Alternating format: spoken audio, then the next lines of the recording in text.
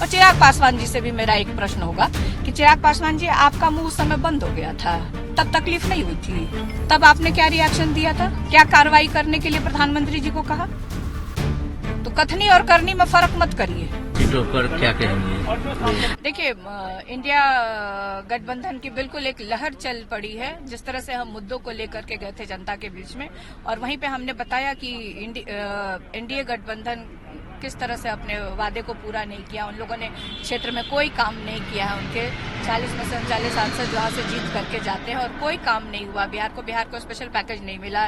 बेरोजगारी के मुद्दे पे भी ये लोग नाकाम रहे। प्रत्येक वर्ष उन्होंने कहा था कि 2 करोड़ नौकरी देंगे, 20 करोड़ नौकरी होती है, उसमें से उन्होंने कुछ नहीं किया। किसानों की आय दुगनी करने की बात कर रहे थे, महंगाई कम करने की बात कर रहे थे, और एक तरफ आप कहते हैं कि महिला सशक्तिकरण की बात करते हैं, और वहीं पे आप देखें ना कि 17 में से कितनी महिलाओं को इन लोगों ने जब अधिकार देने की बात आई, जब हिस्सेदारी देने की बात आई, तो कितने सांसद उम्मीदवार इन लोगों ने दिए हैं?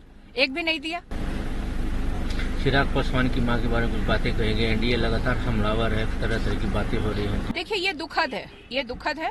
किसी भी दल में जो महिलाएं हैं उनके प्रति अभद्र टिप्पणी नहीं होनी चाहिए, किसी के भी द्वारा नहीं होनी चाहिए। लेकिन मैं एक चीज आपके माध्यम से प्रधानमंत्री जी से और भाजपा के जितने भी और एनडीए गठबंधन के जितने भी नेता हैं, और चिराग पासवान जी से भी मेरा एक प्रश्न होगा कि चिराग पासवान जी, आपका मुंह उस समय बंद हो गया था जब सम्राट चौधरी ने पिता और पुत्री पे, मेरी बहन और मेरे पिताजी के ऊपर इस तरह की अभद्र टिप्पणी की थी। तो आपको तब तकलीफ नहीं हुई थी?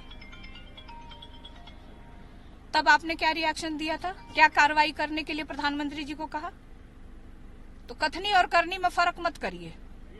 ताली एक हाथ से नहीं बजती है।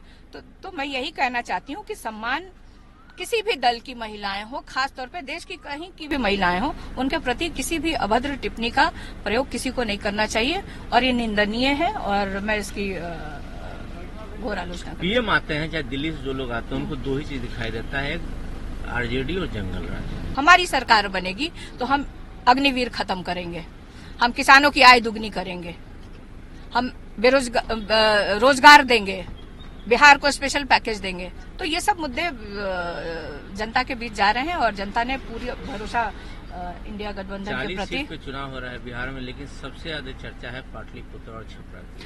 देखिए, ये क्योंकि परिवार के सदस्य यहाँ से लड़ रहे हैं, इसलिए इसको एक चर्चा में हमेशा बना रहता है, और कोई बात नहीं है। जैसे आम 40 सीटें हैं लोकसभा की, उसी तरह से ये भी हैं। हम लोग भी प्रत्याशी हैं, हम लोग भी चुनाव लड़ रहे हैं, ऐसी कोई बात नहीं है।